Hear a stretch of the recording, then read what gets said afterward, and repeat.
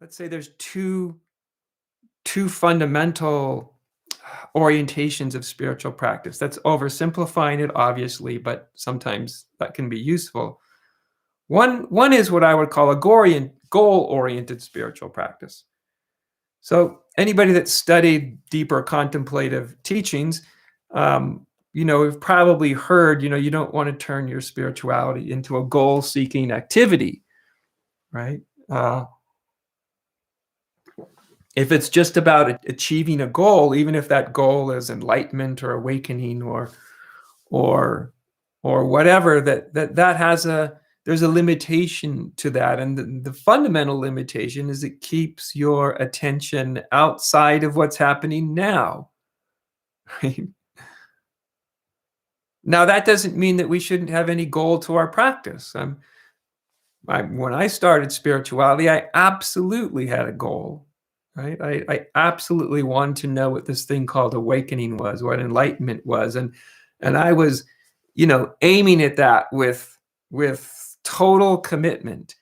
But I actually made it far more difficult on myself than it needed to be because I oriented towards it as a goal, as something that I would achieve. So there's nothing wrong with having awakening or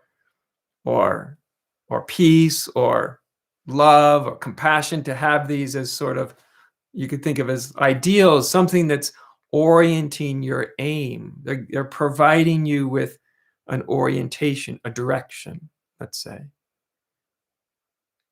As I said earlier, I think we need that, because if we don't have that, our energies are going off all over the place all the time, right?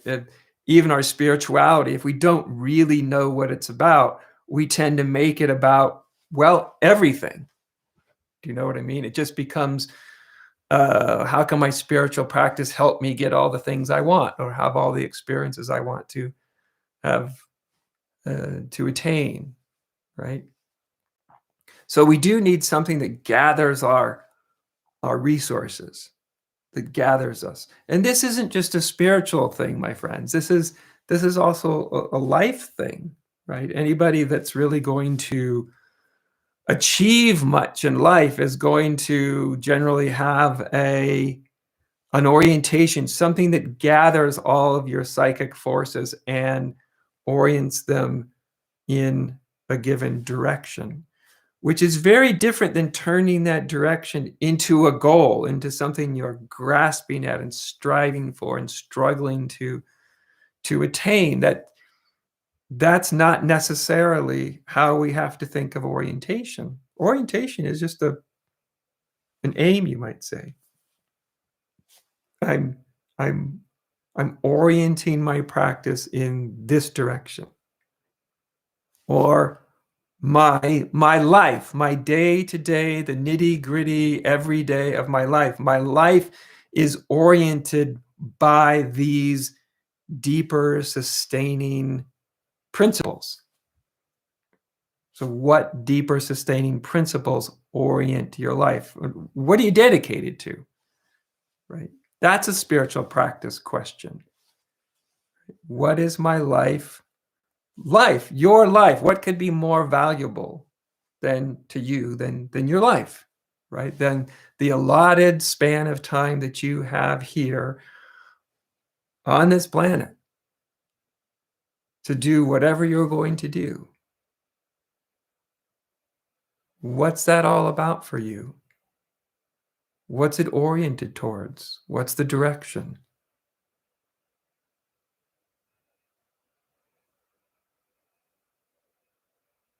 See, these are also questions of spiritual practice.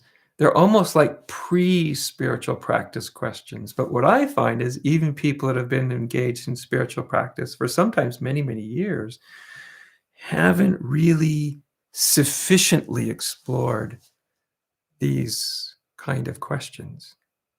So, as I said, there's a spirituality that can be goal-oriented, right, where we're trying to attain something, achieve something. I'm not saying that's all bad. I'm saying it can just easily get out of balance, where you're so focused on a goal, and by the very nature of a goal, the goal's in the future, right? So then you're always oriented to the future. When you're always oriented towards the future, well, what is the present going to look like?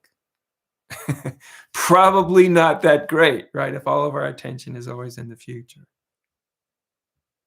So we do want to be on the lookout for when our spirituality goes from having an aim and a direction that focuses our resources, and when that aim turns into a kind of future goal that we're always striving for. We should know and understand the difference between those two things.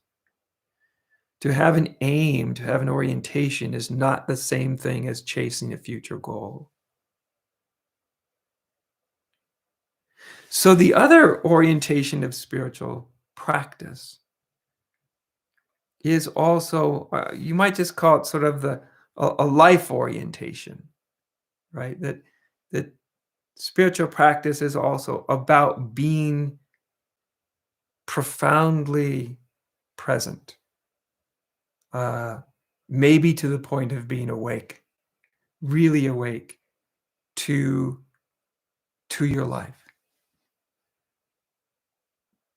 And I think almost anybody will, if you really look at it, there's certain areas of life where you're much more, say, conscious, and other areas where you dip into being much less conscious, right? Parts of your life make sense to you, other parts don't make sense to you. Parts are probably going well, other parts are not going so well.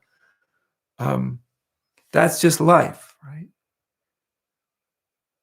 So a ground of spiritual practice too, in other words, why? Why am I doing this? Why am I engaging in spirituality? Why am I doing a spiritual practice? What am I doing all this for? That's a profound question. That's a question that sort of is the understructure to any real spiritual practice. Right? What am I doing this for? Why am I doing this? Right? Am I just looking to have a great experience in the future that I hope will solve all of my problems in one gigantic cosmic explosion of consciousness? A lot of people are hoping on that. They're banking on that, right? Problem is that when you're banking on something like that, you're not present for the moment. You're not actually present for your life. And the great likelihood is the great awakening, you'll miss it, because the great awakening is about what's here and now.